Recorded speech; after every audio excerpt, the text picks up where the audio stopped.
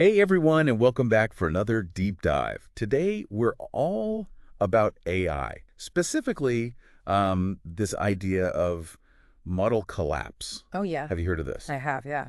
So it's this idea that basically AI could get, well, dumber over time. Yeah. Kind of wild, right? It is wild, Yeah. yeah.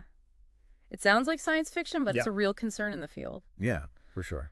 And, think of it this way. Imagine you're learning to cook, Okay. but you only ever watch those super sped up recipe videos online. Yeah.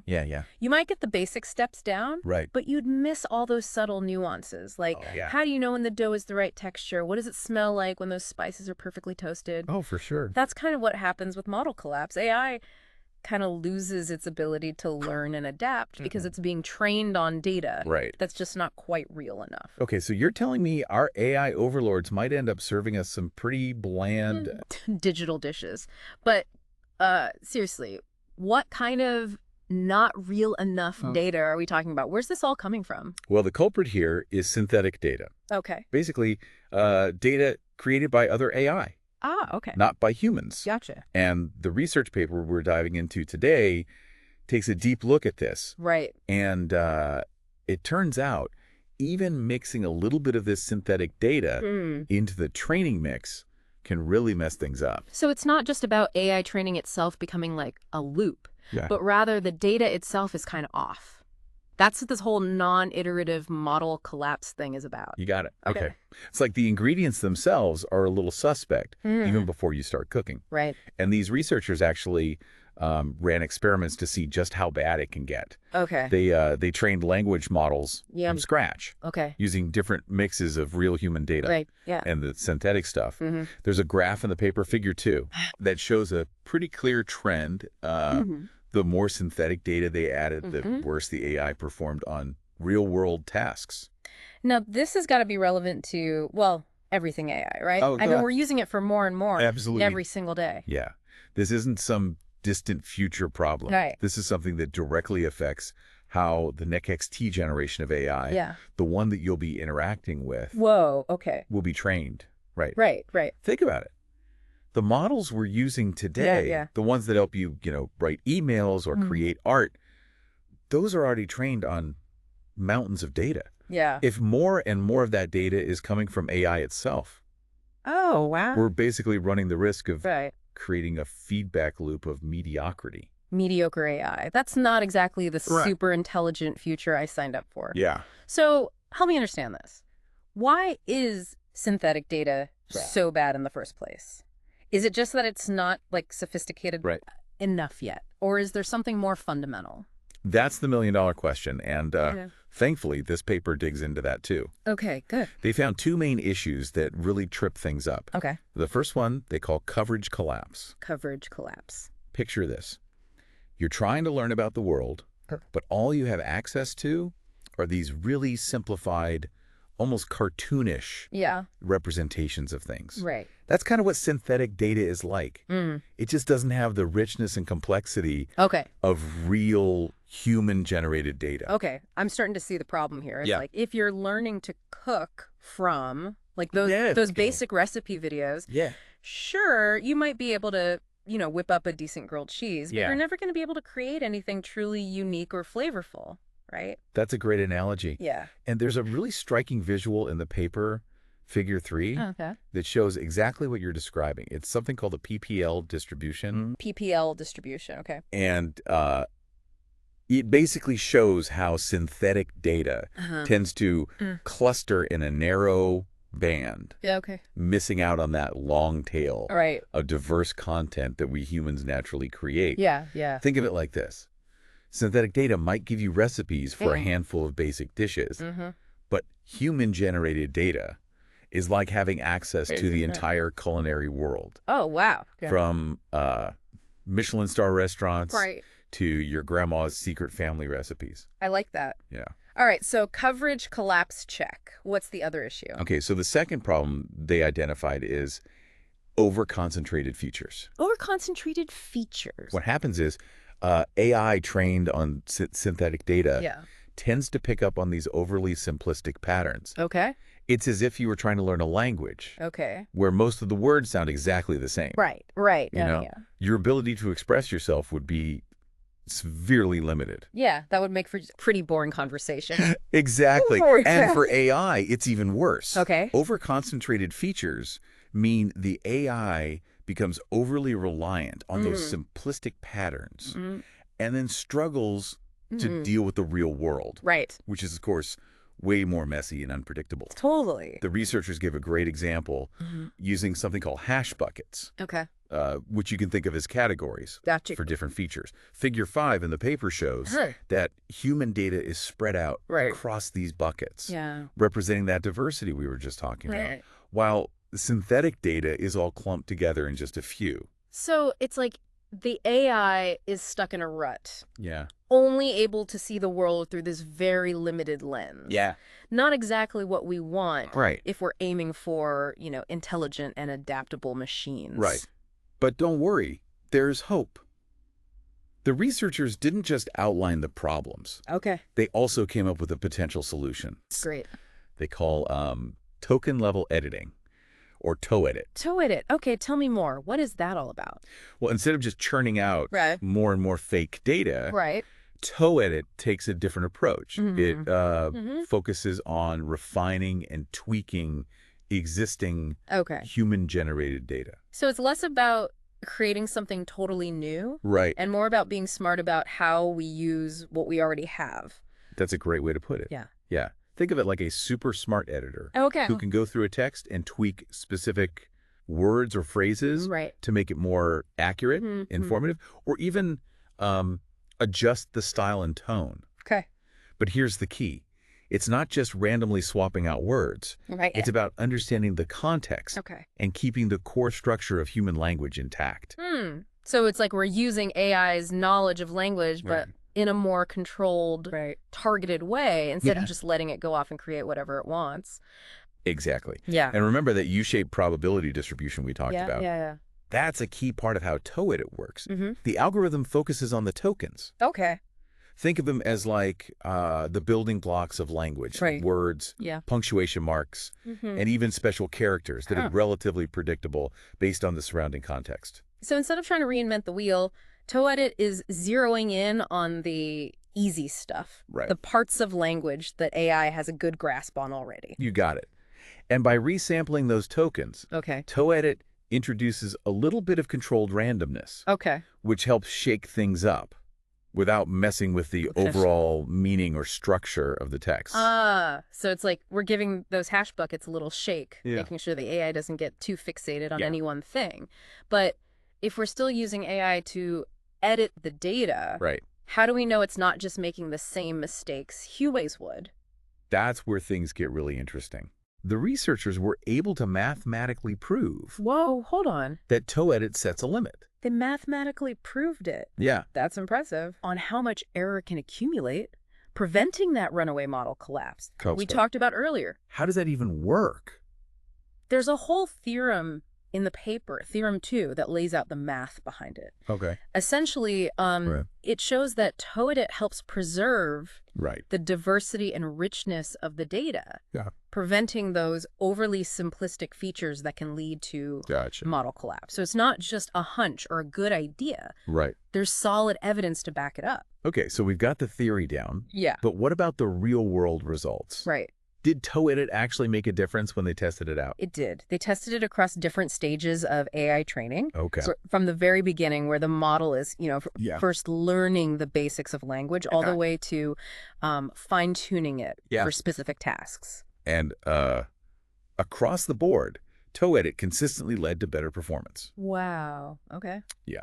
For example, when they tested it on a biomedical data set, TOEDIT significantly improved the model's ability to answer questions Interesting. related to medical exams Okay. and clinical scenarios. That's really promising. Yeah. It sounds like TOEDIT could be a game changer in making sure It definitely has the potential. AI keeps learning and evolving in a healthy way. Of course, more research is needed, Right. but this paper presents a compelling case for why we need to be really careful about the data we use to train AI.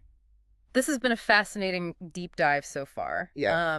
It's amazing to think that something as complex and powerful as AI can be so vulnerable to the quality of its data. What are your thoughts on that? That vulnerability raises an interesting question. If AI can be led astray by bad data, what does that tell us about the importance of critical thinking and diverse perspectives in our own learning? I mean, we're all constantly bombarded with information these days. That's true. How do we make sure that we're not falling into our own model collapse traps? Ooh, that's a deep one. Yeah. And one I think we need to unpack a bit more. Let's delve deeper into the nuances of TOEDIT and discuss the implications of all of this for the future of AI development in part 2. I'm ready when you are. See you soon for part 2. Awesome. Welcome back. It's great to continue our exploration of AI and the challenge of model collapse. You know, before we jump back into the specifics of TOEDIT, there's something that's been on my mind. Okay. We keep saying that synthetic data is like this cheap knockoff of real data. Right. But isn't all data in some way just a representation of reality? I mean, even the words I'm saying right now are just my attempt to, like, capture my thoughts and ideas. You've hit on a really important point. Yeah. You're right. Even human language is a form of abstraction. Right. We're constantly trying to represent the world around us through words, images, sounds, all of that. For sure. But what makes human-generated data so valuable for AI training is that it's grounded in the messy, unpredictable reality of a human experience. So it's not just about the data itself, but the context it comes from, the intentions behind it, the emotional nuances, all those things that make us human. Exactly. And that's precisely what's so difficult to replicate with synthetic data. Okay. Current AI methods can do a decent job of mimicking the surface structure of human language, but they struggle to capture those deeper layers of meaning. Okay, I'm starting to see the challenge here. Okay. But let's get back to TOEDIT. Okay. How does this approach address that challenge? If we're still using AI to edit the data, how do we make sure it's not just perpetuating those same biases and limitations we're trying to avoid? That's where the token level part of TOEDIT comes in. Okay. Instead of generating whole sentences or paragraphs, TOEDIT focuses on individual tokens. Which are like the building blocks of language, words, punctuation marks, even special characters. So instead of trying to write the whole story, TOEDIT is more like a wordsmith, carefully choosing and refining each individual word. You could say that. Think of it like a microsurgeon. Okay. Going in and making very precise adjustments at the most fundamental level of language. Gotcha. And the key is that these edits are guided by pre-trained language model, but in a very specific way. It's not generating new text from scratch. It's analyzing the existing text and figuring out where specific tokens could be replaced or modified to make the text more informative, accurate, or even match a certain style or tone. So it's like having an AI writing assistant that helps you polish your work. Rather than just spitting out something completely new and potentially off base. And remember that U-shaped probability distribution we talked about. Oh, yeah, with the... That's a crucial part of TOEDIT. The algorithm focuses on the words and phrases that are the most predictable based on the surrounding text. So it's targeting the parts of the text where the AI already has a pretty good understanding of what's going on. And by resampling those tokens, it's basically introducing a bit of controlled randomness into the data, making it less uniform and more like the varied language we humans use, all without disrupting the core meaning or structure of the text. So it's like giving those hash buckets a good shake to make sure the AI doesn't get stuck in a rut, but without throwing the whole recipe out the window. That's a great way to put it. It's all about finding that balance, maintaining the richness and diversity we see in human language, but with the precision and efficiency of AI. Because ultimately, we want AI to be able to understand and work with the real world, which is anything BT predictable and uniform. Exactly. Now, there's another really interesting thing about TOEDIT that I think you'll find fascinating. Okay, I'm listening. As the algorithm runs and keeps refining the data, the number of tokens that actually need to be edited goes down. Really? Why is that? Is it getting lazy? Not at all. Okay. Think of it this way. Okay. As co-edit makes these edits, it's essentially making the data more aligned with the patterns the AI has already learned. Okay. So with each round of editing, the data becomes a little bit easier for the AI to understand, Right. and it needs to make fewer and fewer changes. So it's like the AI is learning from its own edits, gradually improving the data, and in turn improving its own understanding of language. Exactly. That's pretty cool. It is. And this is a really encouraging sign. Yeah. Because it suggests that ToEdit could be a sustainable approach to data refinement. We're not talking about constantly chasing after the newest, most complex data. Right. It's about getting the most out of what we already have. Right. Okay. Making it better over time. Right. To create a richer, more informative training ground for AI. Okay, I have to admit, this is painting a much more hopeful picture than where we started. Yeah. But this whole conversation has got me thinking. Okay. We're focusing on how to make sure AI avoids this model collapse trap. Right. But what about us humans? Could we fall into a similar trap? That is a really profound quote. And it gets to the heart of how AI might impact our own thinking and decision-making. Right. It's easy to become complacent when we have algorithms. Right. They can churn through mountains of data. Yeah. And give us seemingly clear-cut answers. But as we've seen with AI, becoming overly reliant on those simplified representations, those cheap knockoff versions of reality, can really limit our ability to understand and engage with the complexity of the world around us. You've hit the nail on the head. Yeah. I think one of the big takeaways here is that this isn't just about protecting AI from model collapse. Right. It's about protecting ourselves as well. Yeah. We need to be more aware of the information we're consuming, who we're getting it from, and how we're using AI to shape our understanding of the world. It's a good reminder that critical thinking, seeking out diverse perspectives, and a healthy dose of skepticism are just as important as ever. Absolutely. Maybe even more so. Yes. In this age of AI. I couldn't agree more. Yeah. In fact, I think this segues perfectly into what we should explore in part 3. What do these findings mean for researchers, developers, and even everyday users of AI? Right. How do we translate these complex ideas into practical actions? That's exactly where I was hoping we'd go next. Great. See you in part 3. See you then. Welcome back to the final part of our deep dive into AI, synthetic data and this whole model collapse thing. We've covered a lot, like those over-concentrated features and that ToEdit thing.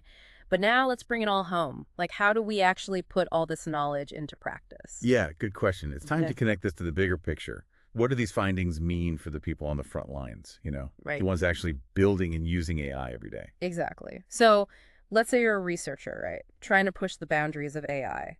What's the big takeaway from all this? I think for researchers, it really highlights the importance of knowing where your data comes from. Data provenance, understanding how it was generated, what biases it might contain. That's absolutely crucial, especially now with these data sets getting so massive. Yeah, it's not like you can just skim through millions of data points and spot check for quality. Exactly. And in that sense, this research is a bit of a wake-up call. It's tempting to think that more data is always better. Yeah. But this paper shows that the quality of that data, that can make or break your AI model. So it's not just about feeding the machine as much info as possible. It's about being more selective. Yes. More discerning about what we're giving it. Yeah. Like, even AI needs to eat its digital veggies. I like that. That's a great way to put it. And, that's where techniques like ToEdit come in. I think we're going to see a lot more research into methods that can help us refine and improve the data we already have, rather than just relying on generating more and more synthetic data. But, this isn't just something for researchers working in labs, right? Right. I mean, AI is popping up everywhere these days. Developers are using it, businesses, even everyday people like you and me are interacting with it more and more. You're absolutely right. And that raises an important question about the responsibility. We have to equip people who are building or using AI systems to equip them with the right tools and information.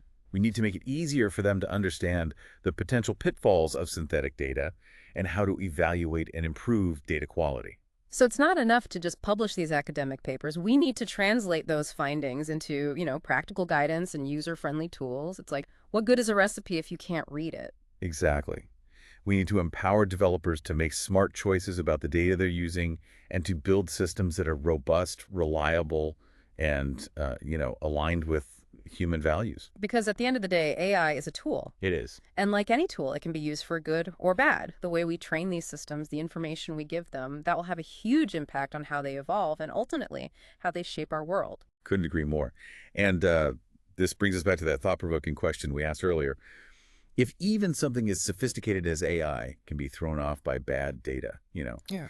what does that tell us about how important critical thinking and diverse perspectives are in our own lives and how we learn? Yeah. It's a good reminder that we can't just blindly accept information, whether it's from an algorithm or another person. Right. We need to question our assumptions, seek out different viewpoints, and be open to changing our minds when presented with, new evidence. That's especially important now in a world where we're constantly bombarded with information and, synthetic data is becoming more and more common. Yeah. Well, this has been an incredible deep dive. I think it's given us a lot to think about, not just about the future of AI, but about our own roles in shaping that future. I agree. We've only just scratched the surface of this complex and rapidly changing field, but I hope this conversation has at least made you a little more curious about AI and, the data that drives it. Well, thanks for joining us on this deep dive, everyone. We'll see you next time for another exploration of the fascinating and sometimes mind-boggling world of science and technology.